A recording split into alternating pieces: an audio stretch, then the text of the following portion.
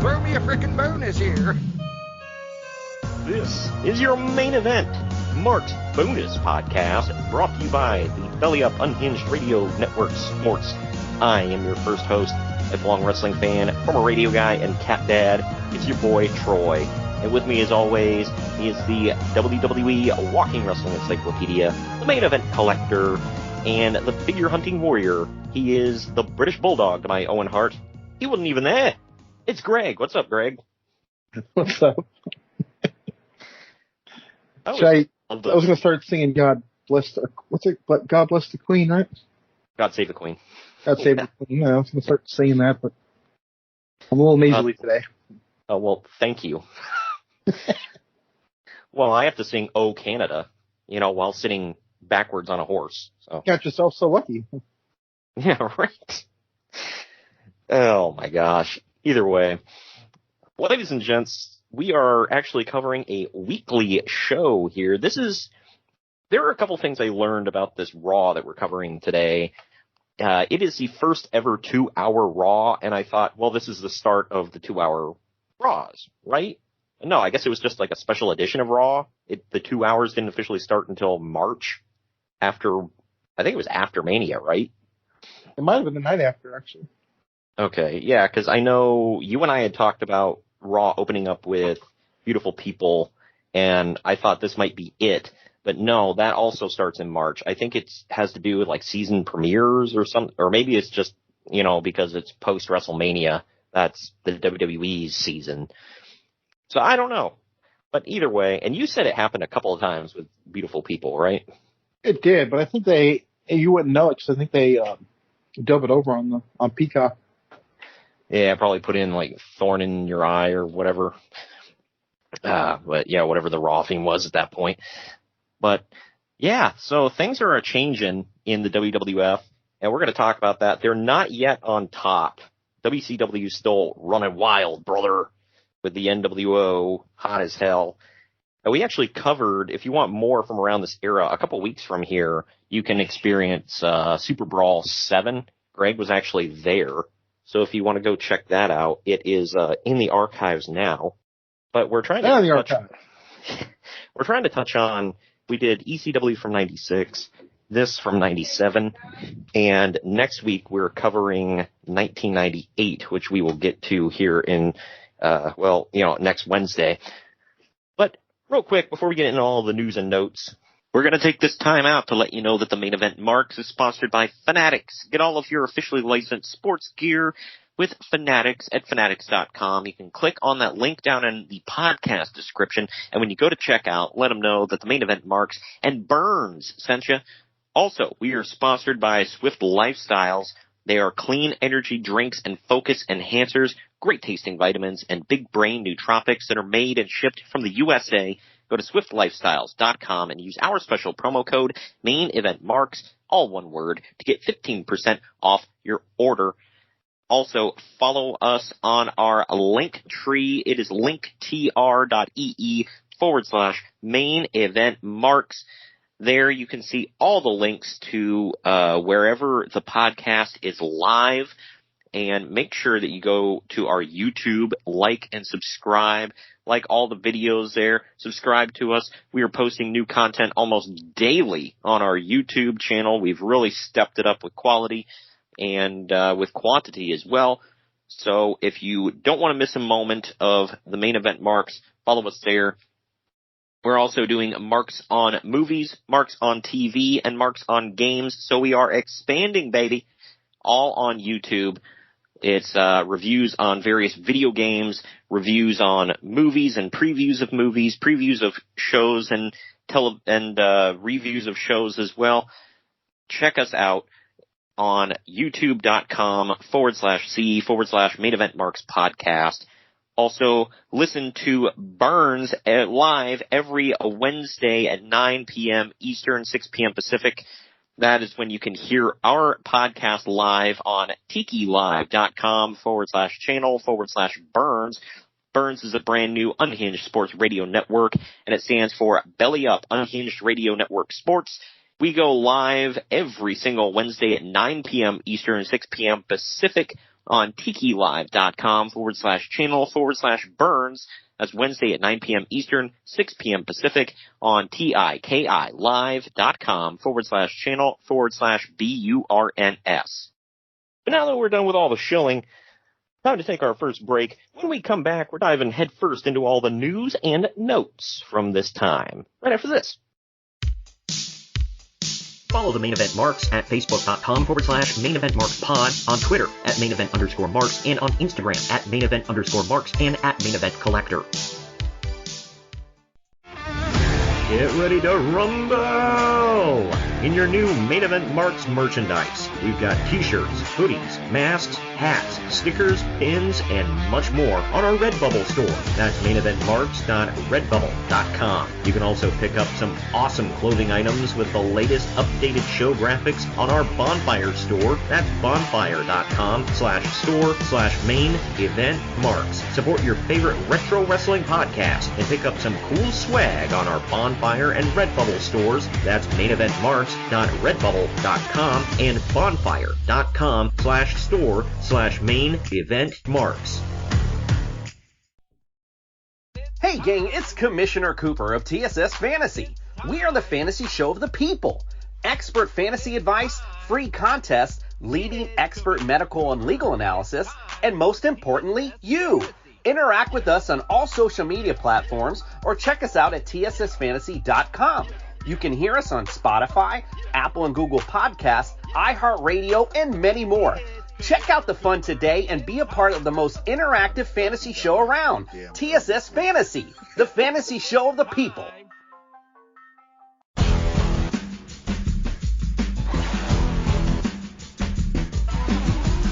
Main Event Marks are available wherever you get podcasts and on YouTube. Find all of our links on our link tree at linktr.ee/Main Event Marks. And we're back. We're back. News and notes time, baby. The WWF and USA Network have been heavily discussing expanding Raw to 2 hours and running live every Monday night. Both sides want it, but the holdup is negotiations over what percentage each side is going to have to pay for the weekly $100,000 plus cost for doing the show live each week. USA is especially pushing for the 2 hour change because of their new show, Lafon Nikita, that has been struggling against TNT's new Robin Hood series. Real quick, do you remember that Robin Hood show at all?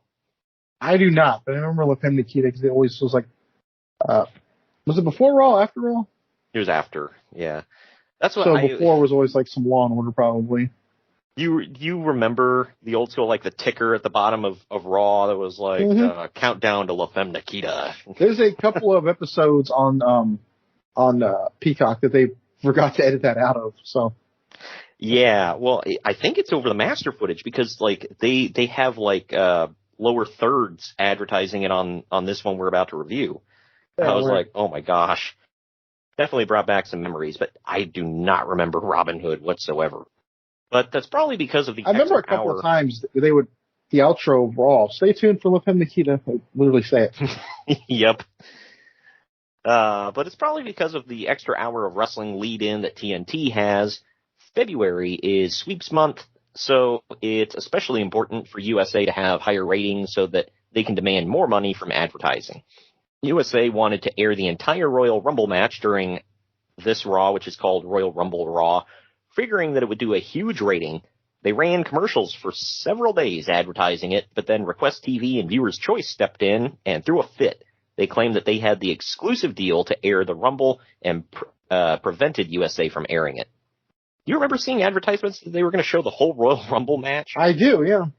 That's nuts. And then we get to they still call it Royal Rumble Raw, and they're showing clips of it, but why did they ever think, oh yeah, it was only on pay-per-view last night or whatever, but we could show the whole thing, right? What? They actually did end up doing it, what was it, 2015? If you remember. Is that the snowstorm? I don't remember. Yeah. Oh, okay. So it's not unprecedented. Yeah, I guess were they on I forget, they were on the network, right? Yeah. Okay. Maybe that's how they got around it, because they're like, they co-owned it. I don't know. That's the only thing I can think of, because that's a little weird. But I decided to start off with that story because it's a pretty big deal, especially knowing what's to come and what we're covering today on the podcast. But so I didn't start off with death, but we're going to go into death here. It's a staple of the show. Yep. Legendary 1950s and 60s wrestler Dr. Jerry Graham passed away this week at the age of 68. Graham and his brother Eddie often sold out Madison Square Garden. This was during the Capital Wrestling Federation days when Vince McMahon Sr. was just getting started. Graham is most famous for being part of the match that led to the famous 1957 riot at MSG. Had you ever heard of that? No. Okay, neither had I. And I was like, okay, well, I can't leave the audience hanging. I've got to look this up. So in November of 1957, Graham teamed with Dick the Bruiser to take on Argentina Rocca. Right. Argentina Rocca and Eduardo Carpentier in the main event at MSG. After Graham's team took the loss, he attacked Rocca.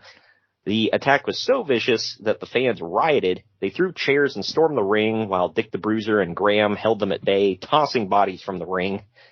That must have been a sight to see. The scene was so bad that 8 police officers were injured, hundreds of arena seats were destroyed, and someone even stole Graham's ring robe. The riot nearly killed the wrestling business in New York. It led to MSG banning children under 14 for the next 20 years. That's freaking nuts. So what, they came back when Bruno was there, or what? I guess. That's the only thing I can think of. It's like, well, okay, it's a more family-friendly atmosphere. Oh, by the way, Dusty Rhodes is going to bleed all over the place. It's okay. Well, he didn't work for them. He worked for WWE, so it's fine. Yeah, that's with somebody else, baby. We're going to leave you right where you at. Lord. That must have been a selling point. It's like, come watch Dusty Rhodes bleed all over the arena. Tickets only $5. Kids get in for free. You pay for your own psychiatrist for your kids, though. Yeah. Well, what are you talking about? It's the 70s. Suck it up. Rub some dirt in it. Move on. Oh, good Lord. Dr. Jerry Graham was, he was Vince McMahon's favorite wrestler. Yeah, him passing away would be like for you whenever Hulk Hogan passes away, man. Yep. Like, or, for me, like when Undertaker, passes, it's like, man, that's, I think both those are going to be a long while, though. Oh, well, yeah. If they stay healthy and all that, from what I had heard, Hulk has been doing better lately, so kind of sucked when I heard he was having health problems. I'm like, no, not him. Same thing with I know, Flair. right? Yeah. Like him and Ric Flair, it's like people can say whatever the hell they want, but it's like we grew up, they were, larger than life for us, so whatever. Oh, Rick's larger than life, aren't Wow. Well, according to Hulk Hogan's court documents, he is as well, so, Good grief. Like a thermos, brother. A moose. Good Lord. Anyway, Uncle Dave mentions that he mentions that a lot of the wrestlers have been upset about the weekly Shotgun Saturday night shows. This is because the payoffs for working those shows are so small, usually only a few $100s, and that money is eaten up by the guys having to travel there for the show, stay overnight in expensive New York City, weird locations without proper locker rooms, and often screwing up their sleep schedules. That's because the shows run until after midnight. The fact that the shows have been getting piss-poor reviews doesn't help either. If Raw goes live weekly, it may negate the need for another live weekly show. There's talks of taping several weeks of Shotgun shows in advance, but there's no word on any of that yet. I've never seen an episode of Shotgun Saturday Night because they did not air here. Well, I was going to say the same thing other than that last part. I don't know if it aired here. It might have.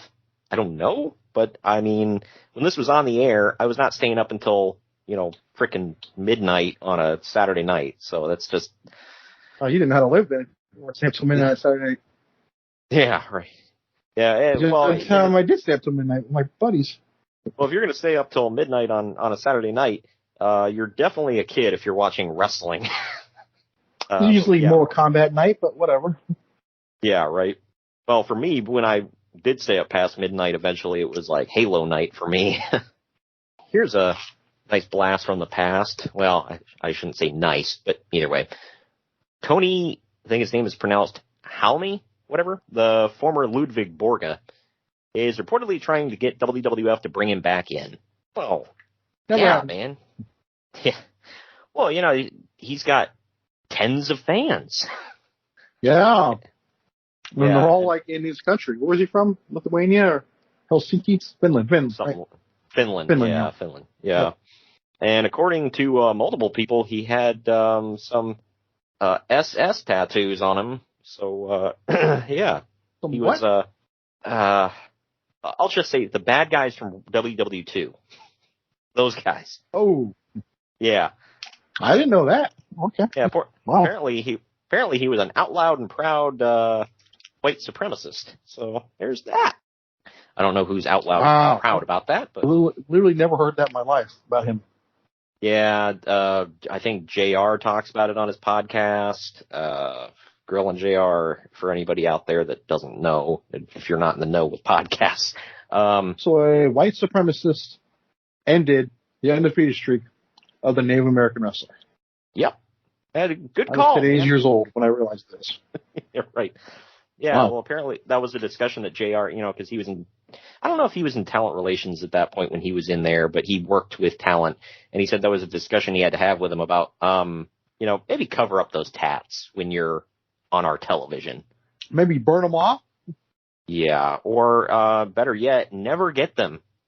I don't know. That's so that was a big factor. Plus the fact that he sucked. That was a big factor in why they never brought him back. Was they were like, yeah, this guy's awful and he's a racist. So being awful is probably on the lower end of the list, but yeah, right. It's like, because they have brought back people who sucked. So they just brought back Eva Marie. Yeah.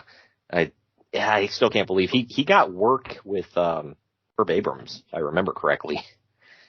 Wow. Yeah. I'm only that obvious. I didn't even think about that until now. Yeah. Yikes. I wonder how that relationship was. Either way. Well, when he's coked out, you probably don't realize the tattoos, so. Yeah, right. Maybe he was a little more quiet about it because he needed work. I don't know. But WWF has dropped the live aspect. You think you'd be more quiet about it with a multi-million-dollar company. Whatever. Yeah. Yeah, right. But WWF has dropped the live aspect of Live Wire, and they won't be doing live phone calls and all that stuff anymore. Between Shotgun Saturday Night and Live Wire on Saturday morning, both being filmed live, they were overworking the production staff. Oh, man. You know, flash forward to like 25 years in the future. How's that work schedule now for them? Don't know if I want to know.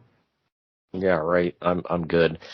So did you watch Livewire back in the day? I think I asked you this before. Yeah, I did. Yeah, I think this was one of my first exposures to wrestling was Livewire because they would show, it was on Saturday mornings and, my dad would like to watch either this or cartoons and he'd put it on this and we'd watch, highlights of what happened on Raw and Superstars and whatever else on here. And I feel like eventually it got replaced with Mania. Oh, Mania was after this? Or maybe Mania came first. No, I think Mania came first. Yeah, because I remember the big thing around this time with Livewire was Vince Russo was on there as Vic Venom. And when they were making predictions for the Royal Rumble, he was like, well, it's obviously going to be Bret Hart winning it. Apparently that pissed a lot of people off because they're like, okay, well, he's saying it like he knows. And he probably did, but well, yeah, he did know, but it's like at the same time, it's like he was like, well, it's obvious it's gonna be Bret Hart. I mean, you got to be stupid not to think so. It's like I don't understand why they got so angry about that because that's kind of stuff that like Bobby Heenan would do, and you could just excuse it like, oh, well, he's an overconfident, whatever. But Bret was a babyface at this time, I think, so maybe they didn't like that the heel was. Well, going into it, I thought he was going to win it for sure too. Yeah, and I guess it was, and they changed it at the last minute just to throw off the smarks. I hate when they do that. It's like, well, all the internet fans know. It's like, and like that doesn't mean it's a bad thing. Like, just go with it, man. Well, not everybody's AEW.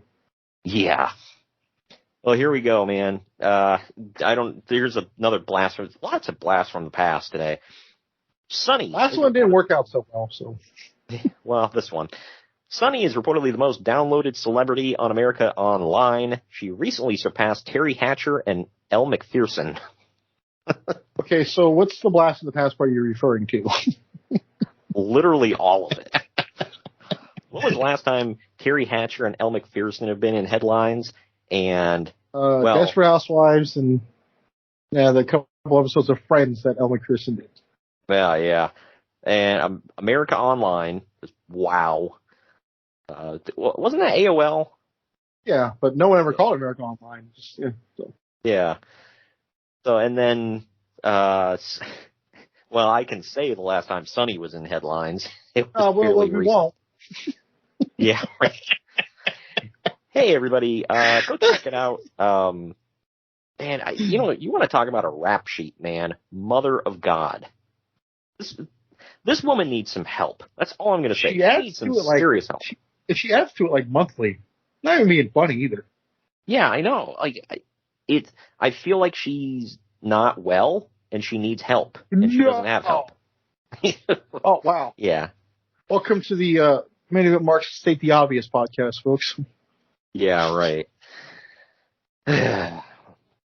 But either way. I don't wish you ill on. I'm not laughing at her. It's just like, at some point, you're bringing this on yourself. Oh, yeah. I feel bad. I don't know, like I said, I feel bad she doesn't have help, because she clearly doesn't. Or maybe she does and she's rejected. Oh, I was going to say, let's not assume that. Maybe she does. Yeah, there's only so much a person can do. But she clearly, needs some assistance. That's all I'm going to say. Because a totally sane person with controls of all their faculties wouldn't do some of this stuff. That's all I'm going to say. But while we're sticking with terrible things, the NWO branded pay-per-view Sold Out took place this week. Uncle Dave calls it the single worst pay-per-view show in the history of pro wrestling. Wow. To this point. I mean, this is 97, right? In Your House, It's Time. It already aired. WrestleMania 11 aired. WrestleMania 9 aired. Right, but I would rather watch WrestleMania 9 than this. Although, but I don't think WrestleMania 9 had any really great matches. This one had a pretty damn good ladder match. Yeah. But I guess you're going off the whole presentation. I mean, you should have known it was destined to fail, dude. When the first shot you see is the entire interview on the back trash or dump trucks going through the streets. It was trash. Yeah, it was garbage trucks coming down the frickin' road. I was like, mother of God. Like, that's an omen. Well, Uncle Dave says, matches, commentary, skits, atmosphere, you name it, all of it was god-awful. Basically, they couldn't have put on a worse show if they had tried. There were endless screw jobs, bad comedy, etc. Go ahead. So when you mention the bad comedy, I'm trying to approach this right. I don't want people to get. I'm not throwing shade at anybody, but they had this NWO thing, right? Oh, mother of God, yes. So I'm trying to figure out, like, they couldn't get models. They went and just got. I think they went and got obese women to be funny. Was that part of the bad comedy? Yeah, that was Bischoff's like an ironic thing. Intent. Yeah, like women that you're like, yeah, I could see them on the back of a Harley, and not in a good way, and not throwing shade at women who ride bikes. I'm just saying. But I'm just trying to figure out, like, because they were like, they were kind of poking fun at them during the whole thing too.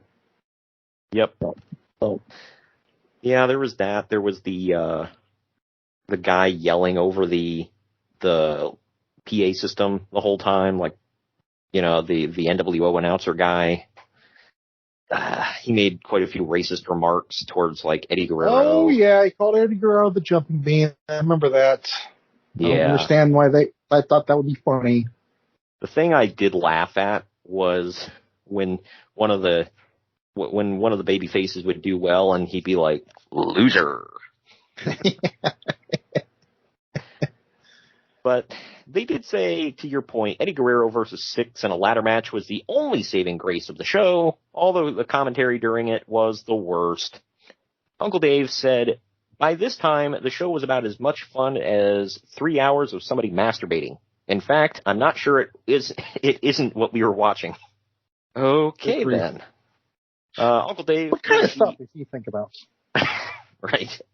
Uncle Dave gives the Hogan Giant match negative stars. It ended with them exposing the Giant's ass and spray painting NWO on it. I said he was warming up for WrestleMania 21. Well, what about Hell in a Cell 2006, where they pulled his pants down and shoved Vince's ass up it? So, or Vince's face. I forgot about that. Thank you for reminding me, because, I needed that. To this day, I don't know whose ass I've seen more, his or Will Ferrell's. Either way, I don't want to see any more.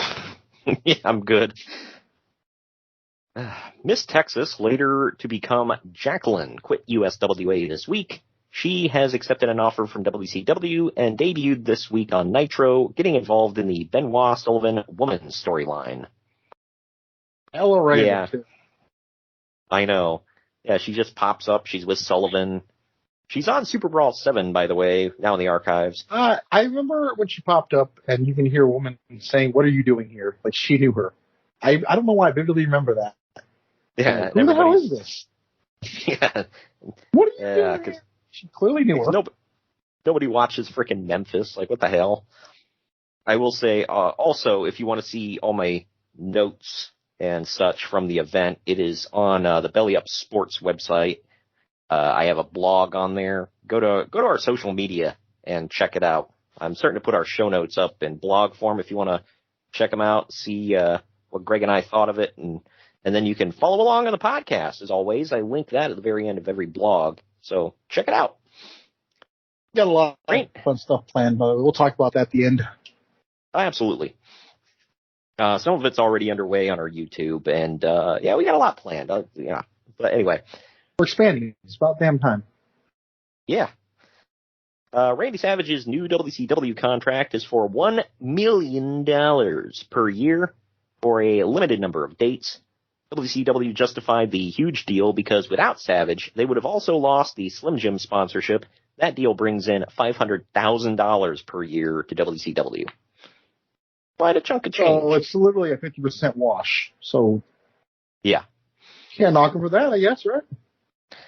I just heard something from Bischoff the other day where he disputed the number. He actually said it was more than that. So he said they only had to pay like $100,000 a year for Randy.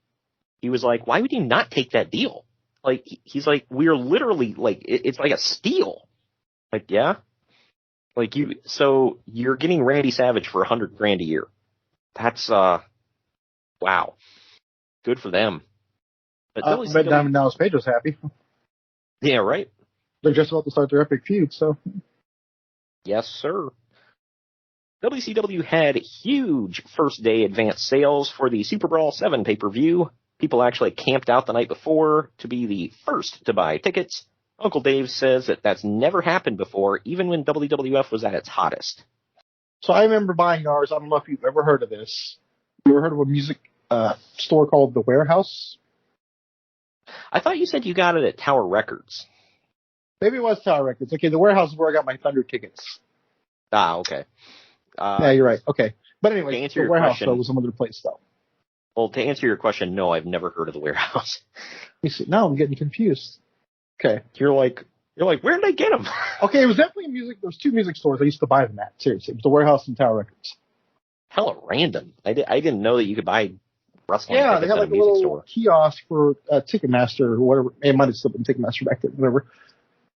Right. But yeah, I remember. Okay, you know what? You're right. Now I'm thinking about it. The Warehouse had WWE tickets.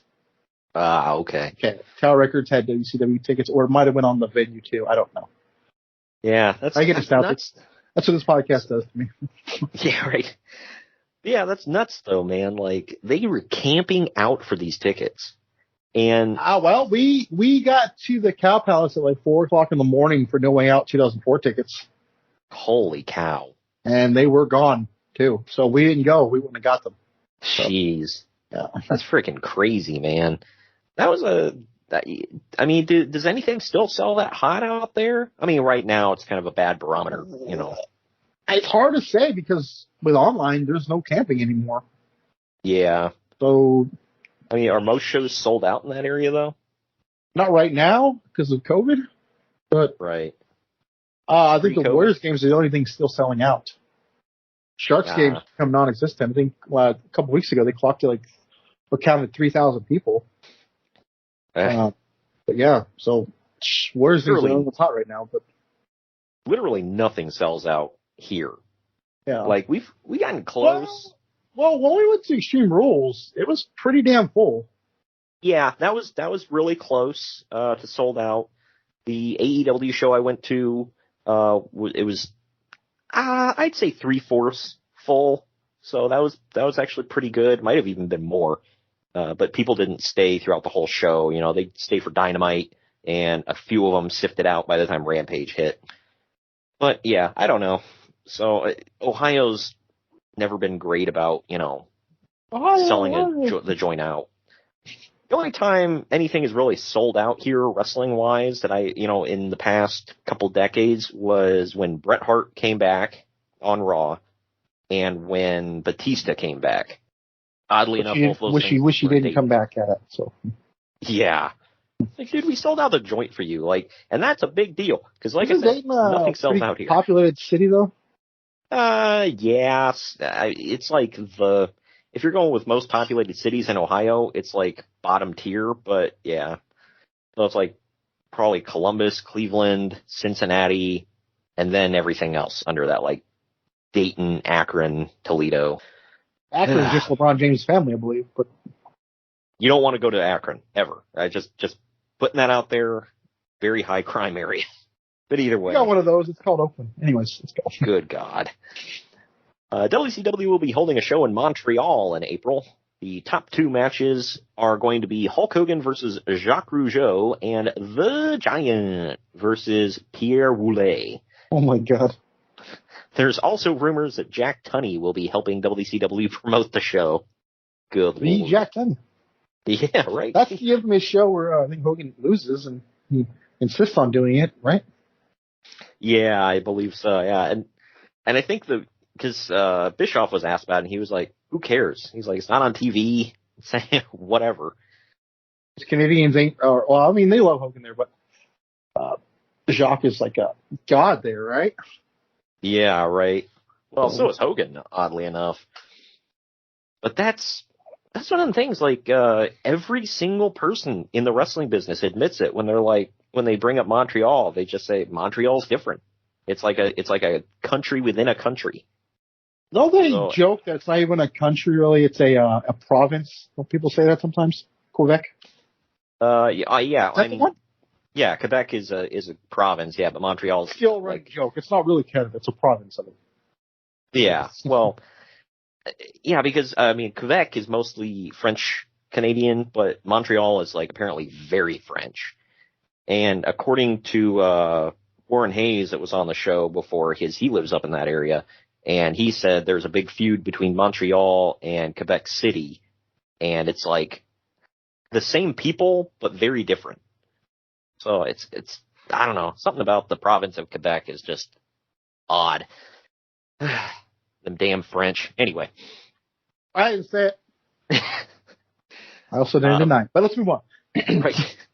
A Pittsburgh newspaper reported that 2 houses and a car were vandalized with spray paint. You guessed it. Someone spray painted NWO on them. Of course they did. What the hell? That's so stupid. Okay, it's not funny that happened, okay? But I'm laughing like, wow, you're really taking a wrestling thing and... Yeah. Well, that shows you that it was cool and mainstream at this point. Mainstream. Ew. Well, we had done a story. I can't remember which podcast it was now, but we had done a story. I don't know if you remember, where somebody spray painted their baby sister with NWO. I do. Yep. What the hell? And you and I were both like, how long did you leave this little kid alone with the baby? Oh my God. This one, it's all right. We're like, man, just look. All jokes aside, that's how popular wrestling is. Okay? I mean, There it is. It's right there in front of it. Right. I mean, and I got into arguments with people before that they were like, wrestling was never cool and mainstream. They were always looked down upon. I'm like, okay, wrestling fans were looked down upon by a certain people. Yeah, but it's like at the same time, it was very mainstream and millions of people watched it to the point of where they were on every show. There was stuff like this going on. That's like you can say, well, comic book fans are looked down upon by people. It's like, yes, but comic book stuff is everywhere now. And it is very popular and very cool. So, well, the biggest movie of all time is a comic book movie, so there you go. Yeah, right. Don't tell Scorsese that, he'll kill you, but... Yeah, oh, well, God, that's not art, Greg. That's a roller coaster in film form. Like, okay. You know what that is? That's jealousy. Whatever. Like, yeah, and your movies are long and boring. What's your point? Couple of exceptions, but yes. Yeah. Have you seen The Irish? Was it The Irishman? Yeah. Look, it's a good movie, but god dang, it's like, did you need 4 hours to tell the story? And Robert De Niro. Not to get off topic, but did you hear this is a 5-hour cut of that? Not even joking. God, why? Why do you need 5 hours for that? Good Lord. That's like 2 Lord of the Rings, which are pretty long. Well, the extended cut of the Lord of the Rings is actually about 5 hours. So, but that one I can excuse because it's a book, and it's like, and they had to cut things out of the book to make the runtime. So I don't know. And then when you watch the extended editions, you're like, wow, I don't know how, because some of it was kind of important stuff. You're like, wow, they cut this out of the movie. Okay. I can't imagine what the hell they cut out of The Irishman. Monologues or sitting around. The bar fights. Yeah, right. Lance Storm should be debuting in ECW soon with that epic effing rat tail. Oh, hell yeah. Doesn't he debut at Barely Legal, I think? I think so, yeah. Did you and I cover his debut? I don't remember. We've covered so many ECW shows, and he was on quite a few of them. But yeah, he had a weird ass theme. I like the song, but he had a weird ass theme in ECW. It was El Phantasma and the Chicken Run Blastorama by Rob Zombie. I liked his WWE dancing theme, but anyways. Good Lord. Yeah, him and his Cabbage Patch. Yeah. I remember they actually got the rights to put that Day of Reckoning. I'll never forget that. Yeah. It's like the one time they don't dub over a theme. Yeah, gotta get that one in. Oh man. Oh. So dumb. Michinoku Pro wrestlers Tajiri and Taka Michinoku are going to be working some shows for EMLL in Mexico soon. Several Michinoku Pro wrestlers are also booked for upcoming ECW shows. Taka would go to the WWF. I don't think he ever popped up in ECW. Tajiri went to Taka ECW. Did. Oh, did he? I think he started there. I think they got him from there. I think he's actually on that Barely Legal show we just mentioned. Oh, okay. With Dick to Go and Funaki. Yeah, Men's Teao and Dick to Go. I don't think Funaki was there. It might have been those two, actually, yeah. Yeah, no, it wasn't Funaki, but it was Terry Boy. Yeah. I think one of them had two names. I think it was Men's Teao was also Terry Boy. And then Dick to Go, Dick Togo. Teao. Why is it only for men? Yeah, right. Where's Women's Teao? Yeah, I was going to say, where's Women's Teao? I'm confused. Sexism, dude. Yeah, fix that. Right. There was another one that dressed like you remember he dressed like an elf. Do you remember that? I don't. And they were BWO Japan. Not joking. Okay, I remember that. I remember the elf. Oh, the elf is like kind of what's the word I'm looking for? Insensitive and kind of messed up, so I can see Paul Heyman all over that. Yeah, I don't know. He literally wore an elf costume. Like, what are you doing, dude? No, to be fair, if Paul Heyman did it, he doesn't celebrate Christmas at all, so it's it's not like he realized he's offensive. He's an angry elf. Speaking of the international stuff here, the WWF is sending Fake Razor, Fake Diesel, and Jake the Snake Roberts to work a AAA show in Mexico. This is part and that's the three you want. Right. This is part of the working agreement between the two companies. Yeah. I mean, and this is this payback for the Royal Rumble? Like, not payback, like, right. It's like, this is what you get for letting No Mascaras and all your guys be in the Royal Rumble? Yeah, this is what you get for, sending us, I can't even think of his name now, the one with the half yellow, half black mask. Help me out. I don't know who the hell. Puroth. Oh, Jr. yeah. Is this your payback for letting Puroth Jr. get on the mic and say he's the greatest wrestler in the entire world in Spanish? It's not quite Juventud. But... Well, yeah, no, that's yet to come. So either way, it is a Mexican. So that's actually a video on the YouTube. Go check out. Yes. Got another plug-in. Hell yeah. Here's an interesting one. AAA President Antonio Pena and Conan are at it again, having a war of words in the media. I feel like we go over this like once a show. Yeah, at least once a month we got a story of Conan and Antonio Pena having a pissing contest in the 90s. Pena returned from the Royal Rumble talking about how well the AAA guys got over in the United States. This is not even close to true.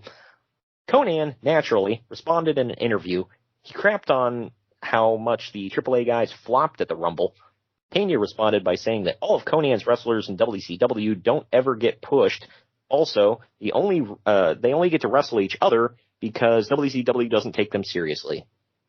No, Bischoff might dispute that. Yeah. I mean... Dude, they carried most of these shows. Look, I will say, it depends on who you're talking about, obviously. But, yeah, if you're not talking about Conan, Mysterio, Psychosis, or Juventud, I mean, that's kind of it. The rest of them were just like, you and I talked about it at Super Brawl. I was like, well, I gotta throw the Mexicans all together in one. Where does Hector Garza fit in that? I mean, did he was really one of the better pushed? I mean, yeah, but did he really get pushed? He was getting quite a bit, yeah. Yeah, I don't remember any push. I mean, well, when I say that, though, I mean as much as a cruiserweight could. Yeah. I don't make it sound like he was like in there with Hogan or anything, but as much as a cruiserweight could, yes, he was being pushed. I forgot La Parca was another one that they did stuff with. I mean, if you're talking like Cyclope and Damien, El Dandy, yeah, Silver King. Silver King was actually good, but they didn't do anything with him. Well, yeah, I didn't say he wasn't good. I just said he wasn't getting pushed. There's Mr. JL. Yeah, it wasn't even Super Callow, but it was actually just Jerry Lynn. They kind of used him as a luchador, though. Super Callow was another one. Never got pushed, but he was on every damn show. He's the one that was dressed like a pumpkin. Super Callow? Or Cyclope was the one that was black and orange all the time. Yeah. Super Callow was the one with the sunglasses and the backwards cap. Right. Yeah. Did we say Silver King? Yeah. Because we said he was good, but never got pushed. Lest we forget him, but... Oh, yeah. They made him unmask for reasons. You know, his brother is Dr. Wagner Jr., who is a huge name in Mexico. And, yeah, I mean, Silver King was a pretty good name in Mexico as well. Came to America. The real doctor is like Britt Baker. Wow. I think he only had... He wasn't even a doctor like Britt Baker. He was a doctor like Tom Pritchard. Oh. So, there you go. So, Doctor of Desire. Gotcha. Okay. Exactly. Final story I got here. Ken Shamrock's UFC contract has expired, and he's currently a free agent. UFC offered him $250,000 to re-sign for a year, but Shamrock hasn't accepted. I wonder why. He'd take a bigger payout than that to go get his ass beat by Tito Ortiz 3 times. How do you turn down $250,000 though? Like, I would love to be in a position in my life where $250,000. I'm good. What was his WWE contract though? Yeah, I was going to say he probably made. I mean, he turned it down obviously to go to WWF, so I'm assuming he got more from them. So I don't know. For publicity, you're not getting legit hurt. Merchandise. Although I don't know, I mean, besides toys, I don't know what kind of toys and video games, I don't know what kind of merchandise he was getting. I don't remember any Ken Shamrock shirts. I couldn't even tell you a shirt he had. Right. He might have had like a generic one from Kmart that everybody had, but. Yeah, right. But either way, that does it for the news and notes. We're going to take our next break. When we come back, we're going to dive into the Raw is War at hand. Well, actually, it's not Raw is War, it's just Raw. But we'll dive into that when we come back right after this. Follow the Main Event Marks at Facebook.com/Main Event Marks Pod, on Twitter at Main Event _Marks, and on Instagram at Main Event _Marks and at Main Event Collector. This message is brought to you by Belly Up Sports. No, just kidding. This is not an NWO promo. This is just me, Kyle Sullivan, aka Shaggy Von Doom, the host of Here in Puckburg on the Belly Up Sports Podcast Network. I have a hockey podcast where we talk about hockey fandom and the love of the game and where that leads you in this game we call life. Why am I on Main Event Marks telling you about this? Well, what if I told you I had one half of the world's greatest tag team, otherwise known as the Main Event Marks, the one and only Greg, Superfly Greg. He was on, and he was talking about his love of the game. So you might want to come over and check that episode out. And if you like what you hear, you can check out the rest of our incredible episodes with our incredible hockey community, from PHF athletes, ESPN personalities, fathers of NHL players, and a whole lot more. Come by, follow the show, give a like, give a subscribe, and it'd be great to have you here in Puckburg. But enough about me. Let's get back to what you're really here for, the Main Event Marks, because they are the cream of the crop. Oh, yeah. We are the Nation of Domination. Main Event Marks are available wherever you get podcasts and on YouTube. Find all of our links on our link tree at linktr.ee/Main Event Marks. And we're back. WWF Raw from February 3rd, 1997. The venue is the Sky Dome in Toronto, Ontario, Canada. It is the I've been there. biggest. Oh, yeah, that's right. You went up there for SummerSlam, right? Was it the Sky Dome? No, I went to a Blue Jays game. One of my customers at Twitter, her friend works in the Sky Dome, got me really good tickets for free. Not free. I had to give her a free coffee, but you know. Yeah, right. I didn't see what the attendance was for this. I don't know if they recorded it because they did multiple tapings and, you know, people come and go and whatever. But either way, the TV rating for this was a 2.2, which was a 3.1 share. 2.2 is great now. Back then, it really wasn't all that good. I mean, it wasn't terrible, but nobody was doing cartwheels over it. So kind of shows you where the WWF was at this point. It was before they really hit their stride and took off in 97. But on this date, Raw went to a 2-hour format to compete with the extra hour of Nitro, which had been expanded to 2 hours in the summer of 96. Then, by March 10th, it was renamed to Raw is War. And that's what we were referring to earlier. We start off with Vince McMahon shouting at us that it's the night after the Royal Rumble, and we get a recap of the Royal Rumble match. They're officially dubbing tonight Royal Rumble Raw. Keep that in mind because they pound it freaking home, man. Pound the mound. Vader is already in the ring when Bret Hart and Stone Cold Steve Austin come out and start brawling. Crowd absolutely blows for Austin. Agents hit the ring and separate everyone for a bit, and then they brawl up the aisle into the back. And now wow. Now we're back from commercial break now, and it is Vader versus Stone Cold Steve Austin in the opening match. It went for 8 minutes, 13 seconds. Austin is still wearing his original black vest with the unrecognizable logo on the back and buttons on the front. Vader takes an eternity to go for the Vader bomb, and the ref turns his back just in time so Austin can low blow him. Later, the ref gets bumped, and these two brawl a lot. The lighting around the ring absolutely sucks. I don't know if you've noticed this during the show. This was a thing whenever they were in like a weird venue. Go back and watch the British Bulldog and Owen Hart finals for the European title. Mm-hmm. It's like you're watching literally a dark match. Was it like a big like stadium, or was it just a regular? Hey, I know it was in Germany, but I don't know if it was a big stadium. that might be it, or it might just be the fact they were in Germany and they didn't bring all their stuff over. I'm assuming it's because they just didn't know how to light back then because they weren't used to being in giant stadiums like this. Well, they didn't have Riddle yet, so it wasn't how to light yet. Good Lord. So they didn't know how to roll either then. Gotcha. No, finally, they didn't have Christian yet. That's how he rolls. We can do this all day. Finally, Austin gets disqualified for, I guess, throwing Vader into things. I don't know. They didn't really explain. I give it 2 stars. Did you rate it? I kind of did because it was more of a match than anything else you'll see, so I did say 2. Yeah, it was okay. It wasn't great. It wasn't bad. We now get a commercial. This entire show was not about matches, though, to be fair. It's about stories. So there were some good matches on the show. Well, there were, but it's not about that, though. If you look at the whole grand scheme of it. That became a theme of Raw for years, so. Nowadays, you get a couple of really damn great matches on Raw. So. Right. We now get a commercial for Thursday, Raw Thursday, and In Your House, the Final 4. Thursday, Raw Thursday, we talked about it on our Super Brawl 7 podcast, actually, if people go back and listen. But there we talk about it. Right. But we were able to talk about it in retrospect from that point. Shawn Michaels is on the show talking, kind of building up his title match and whatever with Bret Hart. We'll get into it. But by Thursday, Raw Thursday, he surrenders the title and has officially lost his smile.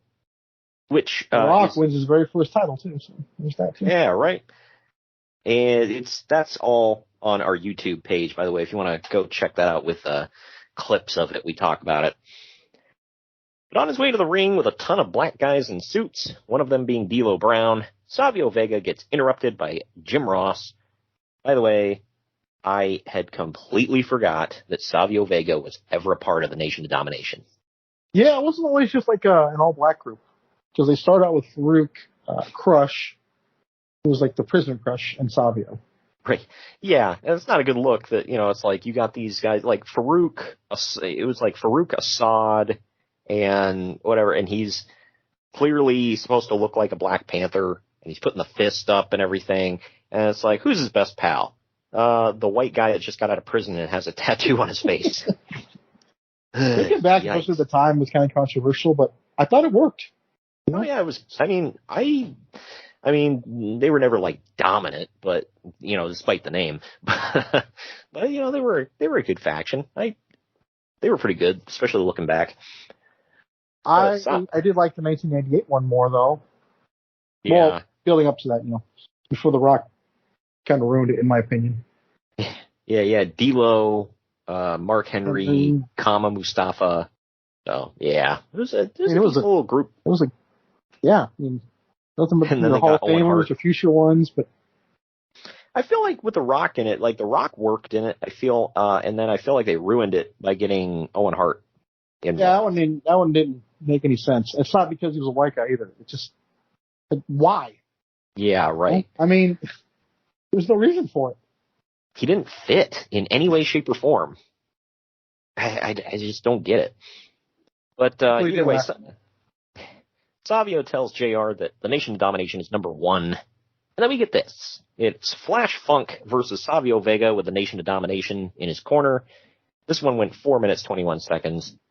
Savio ends up dominating the first half of this, and then Flash makes a good comeback, even taking out D'Lo at ringside.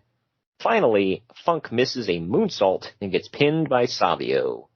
I gave it 1.5 stars. I don't know if you rated it. I gave it 1. This took me back too. I was like full into Flash Funk when he first debuted. I thought it was cool. He was a great wrestler. I don't care what kind of gimmick you saw. And the gimmick was fun. The entrance was hella hot too. It's like everyone was popping for it. So, I thought his theme was kind of catchy.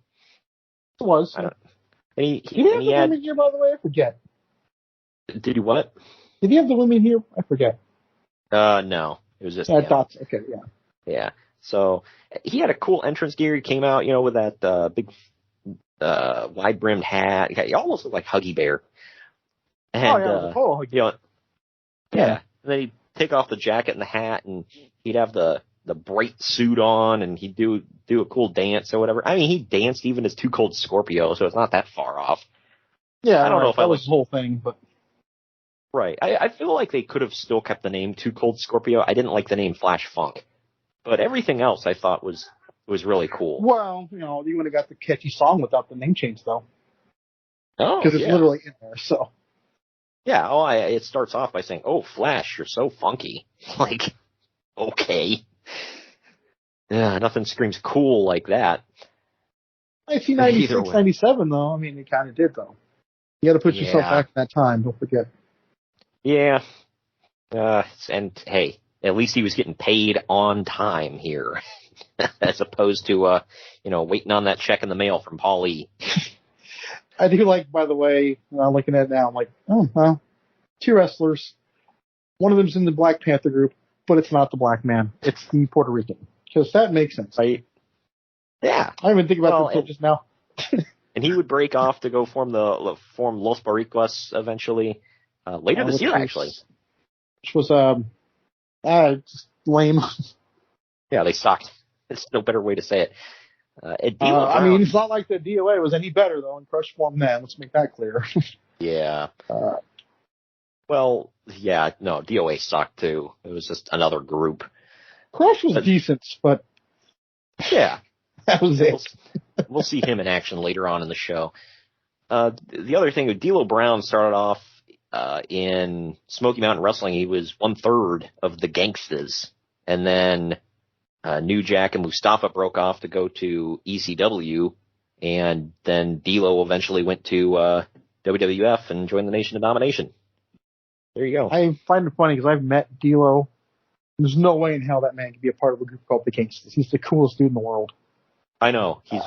He's nice, well-spoken, doesn't have a rap sheet. Like, it's like he just didn't fit. He didn't fit with that group at all. He kind of fit with the Nation of Domination because, I mean, that whole cocky gimmick. He started out as their servant or butler or whatever. I think he was just like a lackey. Yeah. Oh, whatever. So. But he did hold the food, too, and he'd bring it to him in the back on the tray. Oh, good Lord. But he looked like he should be standing next to Malcolm X on a stage or something. Right. Either way. Damn good, though. I think he's one of the more underrated wrestlers ever. No one gives that man a respect. And his frog splash was like the best frog splash ever. I know Eddie, whatever, but seriously. I mean, if you look at it, though, on paper, it's probably the only real frog splash. He gets his hands between his legs all the way, It's like a real frog would. So. And then AJ Styles stole it. Yeah. But after the match, Crush and Faarooq come down to the ring, and Faarooq hugs Savio before everyone puts their fists up in the air. Because you frequently invite the white guy fresh out of prison and the Puerto Rican to the Black Panther meeting, right? The Puerto Rican guy, maybe. It's a stretch, but maybe, but the white guy out of prison. Yeah, right. Jim Ross is in the ring now and calls out Sycho Sid. The crowd explodes. I'll just say, probably the biggest pop of the night. Oh, yeah. People forget. And this is Canada. Bret's still to come. Right. And this is the biggest pop of the night, in my opinion. And he's a heel. A heel. Yeah. But yeah, he's a huge heel. He's been a heel for months, so it's not like he's freshly heel. How hot he was at this point. I know, and it's easy to talk crap about him, whatever, but seriously, he was over, man. No, yeah, that damn bell had to ring at some point, and he wasn't great, but still. I did find it kind of weird how his theme song played throughout this entire in-ring interview. I did too, but then I remember they did it a couple times before this. It wasn't like a new thing. Oh, okay, yeah, I was about to ask you. I was like, was this a thing back then? 'Cause I didn't know. It was a very, kind of low song, too, which you could get away with playing in the background.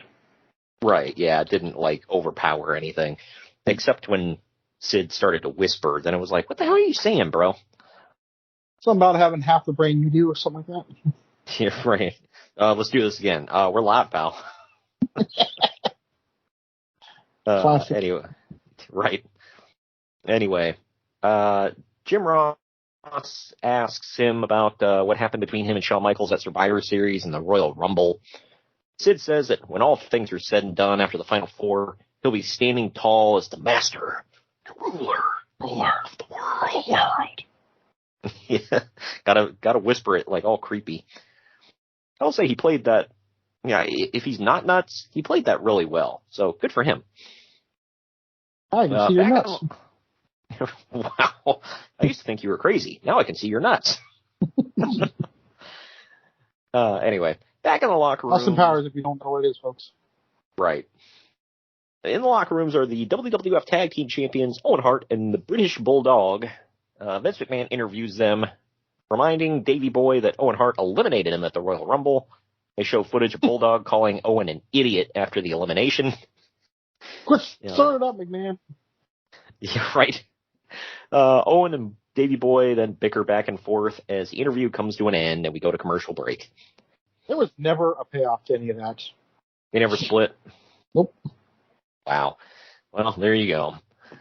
Now we got Owen Hart and the British Bulldog, Davey Boy Smith, defending the WWF Tag Team titles against Doug, Furnas, and Phil Lafon, because hell yes, this one went 14 and a half minutes. They would literally be on the same team later in the year. Right. Yeah, that's right. They were on for Canadian Stampede, now in the archives, by the way. No, Survivor Series. Oh, was it Survivor Series? Yeah. They weren't they on somebody's team for? No. They were together at the Survivor Series. Okay. As part of Team Canada. It was it was Bulldog, the Brit, Anvil, the American, Doug Furnas, the American, and Lafon, who I think was American but was married to a Canadian, so he got away with it. No, he's from France and he moved to Canada, so he was a Canadian citizen at least. Whatever. Jim Ross goes on a tirade about it. Yeah, it's like I think it's because he's from Oklahoma, right? Yeah, or Doug Furnas is, yeah. Whatever. Yeah, he made sure to let us know in this match. Oh, he's from, them Oklahoma boys are tough. Like, shut up. Roll Tide. I know, wrong game. Wrong state. Literally. Yeah, and all the same accent. Good Lord. Commentary informs us that, you were supposed to say Boomer sooner, damn it. Commentary informs us that Furnas has the flu, but his performance doesn't really lack. I mean, it's not any better, but it's not any worse, I would say. The Bulldog shows off on the apron for the crowd, not tagging in. Owen kicks off Furnas from an O'Connor roll, and Furnas knocks Bulldog right off the apron. This leads to an argument between Bulldog and Owen. They bicker through the rest of the match. In the end, Bulldog hits Lafon with a power slam, but then Owen gets knocked off the apron and twists his knee. He then gets counted out. I guess he was the legal man. Sure he does. Yeah. This means Furnas and Lafon won, but they don't win the titles. Final note, Phil Lafon was not good. I gave this 2 stars. What say you? I gave it 1. This whole thing was terrible. They tried, but man, am I wrong? Did you see anything of Phil Lafon? No. Yeah, Doug Furnas wasn't bad. I didn't think he was great, but he was definitely not bad. So, I don't know. Phil Lafon just, I never saw him do anything that made me give a damn about him. Either way, after the match, the Bulldog argues with Owen about whether or not Owen is really hurt. Owen limps and swears that he is hurt. Spoiler, and they shake hands. Right. They shake hands, but Bulldog's still not happy. I don't know why Bulldog cares. Whatever. Either way, moving on here. Let's keep it moving here. We go to Ahmed Johnson backstage being interviewed by Vince McMahon.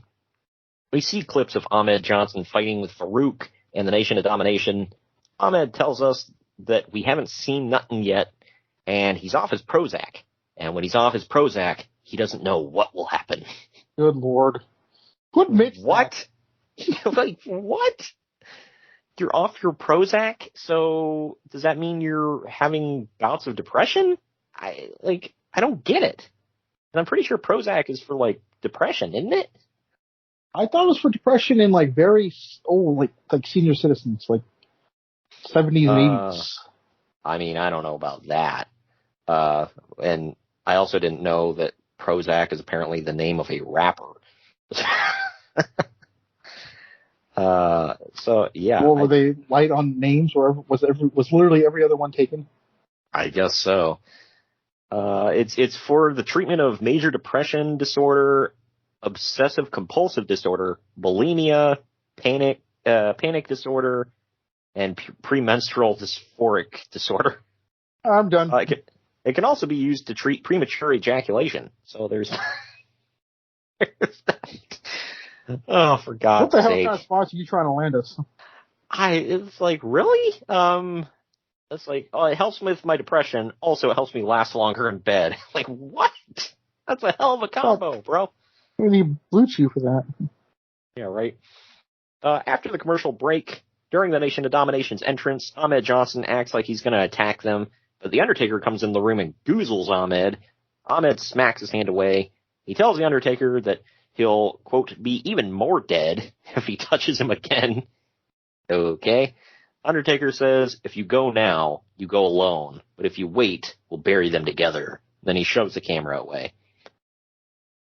So I assume this is what inspired Abyss's entrance, shoving the camera away. Yep. Do you remember that? Every single time he came to the ring, he'd shove the camera for some reason. I do, yeah. Like, dude, why? I think John Moxley's now taking that up. Oh, is he shoving the camera? Pretty much, yeah. I haven't noticed that part. But this next match, we mentioned him earlier. Crush has Clarence Mason and Savio Vega in his corner. He's taking on Gold Dust with Marlena in his corner. This one went 8 minutes, 19 seconds. Thunderhurst Helmsley comes out to distract Gold Dust at one point. When Gold Dust has Crush set for the curtain call, the ref gets distracted by Clarence Mason. Savio Vega then comes in and hits a spinning wheel kick to the back of Gold Dust's head. Crush hits a heart punch on Goldust and wins. This one wasn't too bad. I gave it 2 stars. What say you? I gave it 1. I will say this, though. I remember when I was a kid, I used to think it was called the hard punch. I didn't know it was the heart punch. Yeah, it was. Yeah, because he punches him right in the heart. Oddly enough, him and The Undertaker are boys, and that used to be The Undertaker's finisher in WCW as Mean Mark Callis. So, a little bit of trivia for y'all.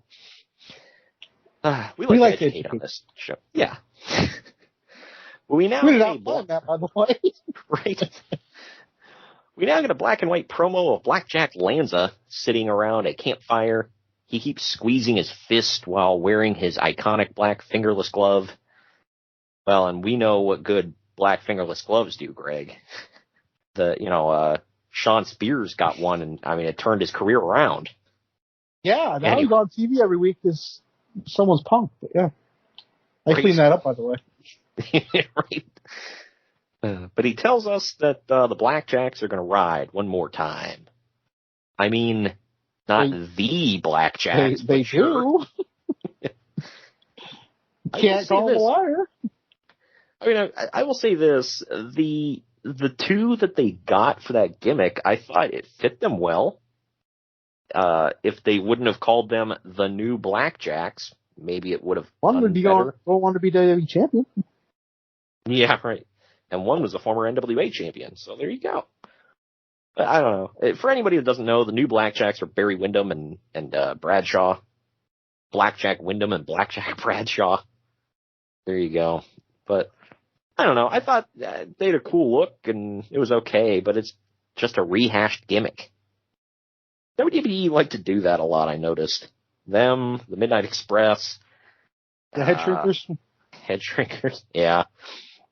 Shawn Michaels now comes to the ring to a huge ovation.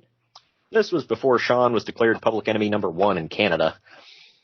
Vince McMahon that's later this year. Vince McMahon is interviewing HBK in the ring now. And Vince reminds us that Sid said that the WWF title brings out the evil in everyone. Shawn says that he used to think it stood for good, but now he agrees with Sid as it has brought out the worst in many people. When asked about Bret Hart's comments on him, Shawn says that everyone hates the champion. He says that Muhammad Ali was once hated as a champion, but he's now called the greatest of all time. That prompts Bret to finally come out to the ring, and he says, Muhammad Ali? I don't think so. Dennis Rodman, maybe. Oh, no, Tom Brady, Anderson Silva, it fits. Yeah. I don't even, like, the way he pronounced Muhammad Ali. Like, what? I don't even know what to say about that. But then he compares him to Dennis Rodman. Like, I don't know what he's getting at. Is that he's the greatest rebounder that ever lived. Right. It's like, is he saying is that a backhanded compliment, or is he trying to say that Shawn's kind of girly? Like, I don't know. Dennis Rodman's like a month away from making his WCW appearance for the first time, I believe. It's kind of funny. Wow. I don't know if they knew that or not. That makes me wonder. Probably not, but yeah, I don't know. Nice little dig, though. They argue for a bit until Stone Cold Steve Austin runs in to attack Bret Hart. Sycho Sid runs in to confront Shawn Michaels, and we go to commercial break. Coming back from commercial break. And with that, I got to do one thing. Oh, we'll roll tide on that. It's 5 o'clock somewhere.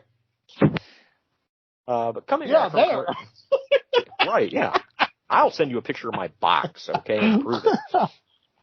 But coming back from commercial break, both Sid and Austin were taken away now, and Bret and Shawn are face-to-face in the ring, trash-talking. Finally, Bret leaves, and Shawn must pose, pal. Someone's got to. Exactly. Might as well be the sexy boy. But we now see footage from earlier in the night where Tiger Ali Singh, the son of Tiger Jeet Singh, was introduced to the crowd. He's a Canadian citizen and was introduced by Bret, given Bret's endorsement, so the crowd liked him. This would all change very soon. Yeah. It would all change very soon. We'll see how that plays out. For anybody that doesn't remember Tiger Ali Singh, good for you. They ended up trying to do like $1 Million Man gimmick with him, but like the $1 Million Man was Indian. We just talked about his little buddy, the last show we did, the ECW show. Babu? Yeah. Or Babu, that was it. Yeah, Babu's the monkey in Latin, right? Yeah. And, so it was Tiger Ali Singh and Babu. And Babu was Puerto Rican or Mexican or, I don't know. He was Hispanic. That's all I know. We talked about him earlier this week, actually, on the Wednesday show, ECW Cyber Slam 1996. Go check that out. Good Lord. Please. We need some more hits with that. Yeah, right. This one, it is Hunter Hearst Helmsley defending the Intercontinental title against Wildman Mark Mero, and the managers are banned from ringside. The previews during the match for Lafon Nikita really brought me back to some childhood memories. I never watched the show, but like you and I talk about, they advertised it during every Raw. We even had Peter Wilson on a couple episodes, too. Oh, really? Yeah. Well, Mero looked great in this match, I thought. Helmsley ends up untying a top turnbuckle pad. When the ref is distracted, fixing it, Helmsley pulls out a foreign object from his tights and punches Mero. Or no, he pulls it from his boot. And he punches Mero, knocking him out colder than a banker's heart. This leads to a pinfall for Helmsley. I actually gave this 2.5 stars. I thought it was pretty good. What say you? I gave it 2. It's also colder than a stepmother's hug. Good Lord.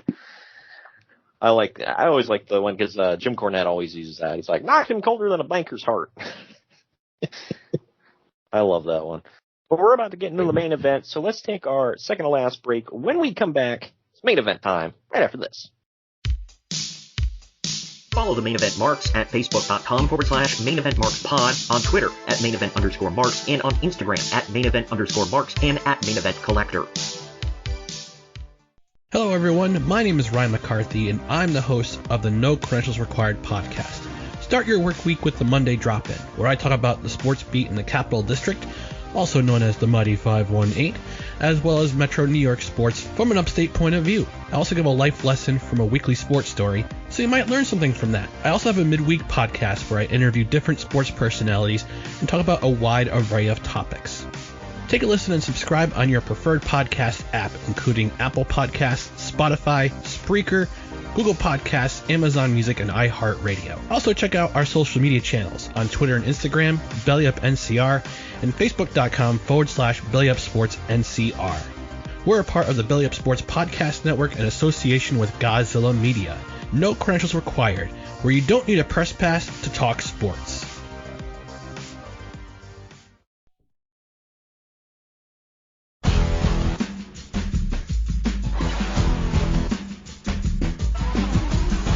Marks are available wherever you get podcasts and on YouTube. Find all of our links on our link tree at linktr.ee/main event marks.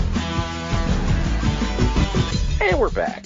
It's Faarooq and Mankind with Clarence Mason and Paul Bearer in their corner, taking on the Undertaker and Ahmed Johnson. It's a no-holds-barred tag team match that went for about 10.5 minutes. Ahmed Johnson walks to the ring with a giant plank of wood. They call it a 2x4, but it's like, that's humongous. That is not 2x4. Like an 8x8.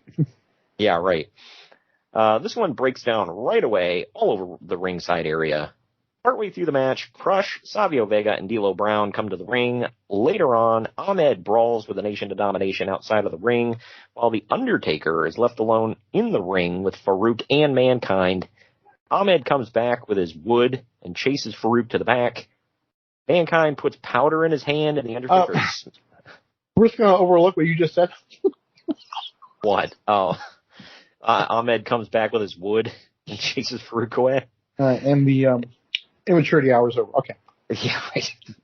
Yeah, I was like, there's so many innuendos I could do with this thing. I mean, there's a reason why his, plank of wood is so big. But anyway. Biggity. Mankind puts powder in his hand, and the Undertaker smacks it into his own face.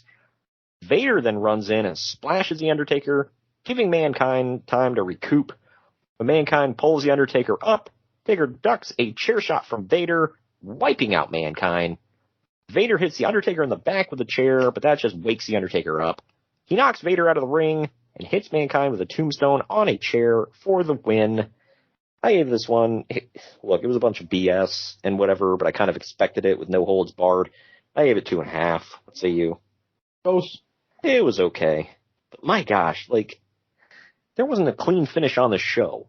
If you go through the first match, DQ, Funk and Vega, that one was, there was distractions, but that one was fairly clean. The tag match was a BS ending. Crush won via interference. Helmsley won with a foreign object, and then this one had all these shenanigans. Good Lord. And I don't even think Russo was writing at this point. Maybe he was. Yeah. But that wraps up the show. I guess we'll take our final break. When we come back, it's final ratings time. We're going to tell you what's coming up next week on the podcast, right after this.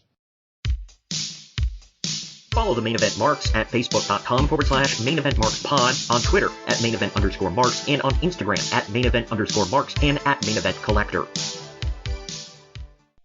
Good morning, good afternoon, good evening, and good night. My name is Thomas, and what's your name? I'm Alan. Yeah. We're brothers. That's right. Yeah. Same mother and father. Your room was...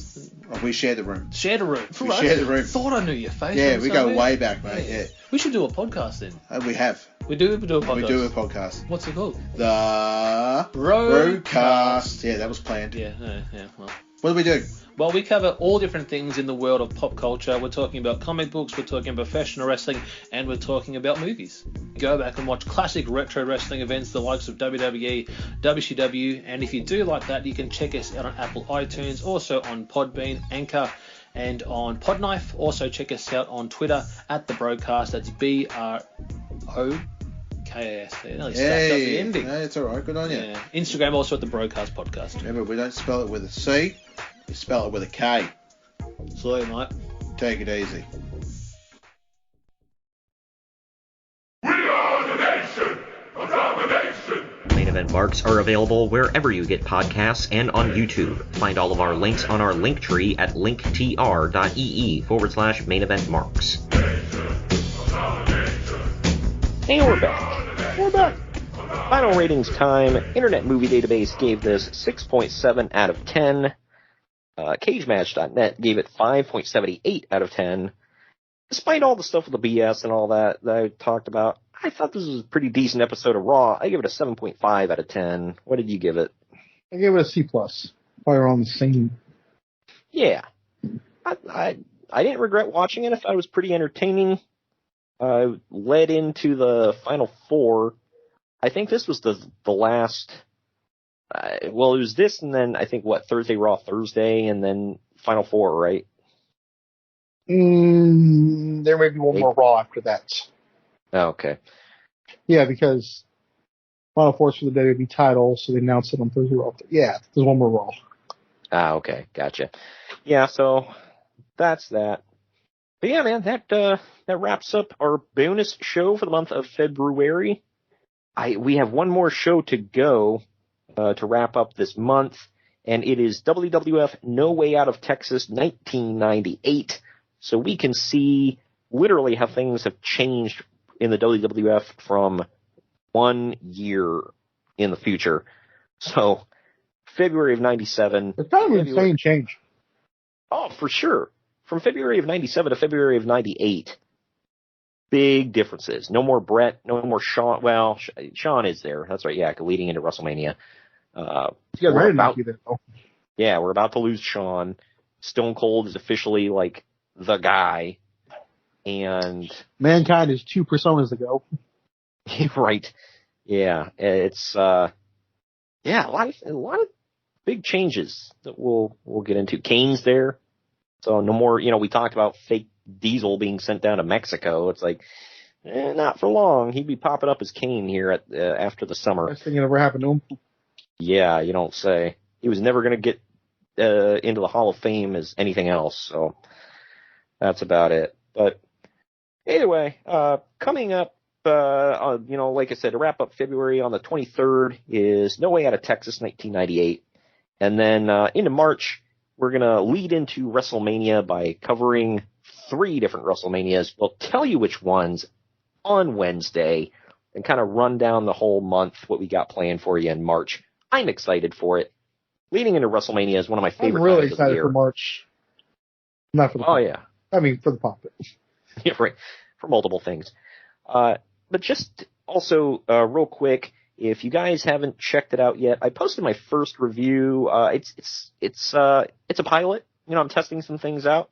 Posted my first review for Marks on TV, and Greg and I are going to start doing more things where we talk about movies, TV, and video games. We're going to have Marks on Movies, Marks on TV, and Marks on Games on our YouTube channel exclusively. So go check that out. We're going to break down various, it's either going to be reviews or previews, and there's also going to be a little bit of gameplay footage. I'm planning to do a lot when WWE 2K22 comes out. I know a lot of people have been getting flagged for showing footage in their stuff, so. Yeah, you got to. May or may not be a problem. You got to do it the right way. There's workarounds and whatnot, so it's not going to, like, the review that I posted was for the Netflix original series Midnight Mass or miniseries, and it's mostly just me talking, but there's pictures and a couple of pieces of footage in there, nothing crazy, but it's just kind of me running down the show. And if you want to watch it as a whole, it's kind of a lead into that. Sometimes if I'm interested in something, but I don't really want to sit and watch the whole thing. If I trust a YouTuber, I'll watch their reviews or whatever. So, if you're interested, go check that out. We're branching out. Greg's a big gamer. I'm into games, but I haven't been able to game quite as much as I would like to. So he keeps up with all of that. We're going to start delving into more of that as we go along. And movies, man. There's a lot of big stuff coming up. A lot of big shows as well. We got some big things. Just secured tickets to the early showing of The Batman, which I'm stoked about. Yeah. Oh man, I'm so freaking excited for that. Like, it looks really damn good. I heard it's going to be about 3 hours long. So it's going to have some time to breathe, brother. Let him breathe. It's youtube.com/channel/Main Event Marks podcast. Go check that out. And as always, we're on Linktree/Main Event Marks, where you can get all the links to all of our stuff right on there. Follow us on social media. And as always, you can hear us live, internet radio for Burns. It is tikilive.com/channel/Burns. every Wednesday at 9 p.m. Eastern, 6 p.m. Pacific. Thank you for joining me today, Greg. Mm-hmm. And as always, we will see you on Wednesday with WWF No Way to Texas, 1998.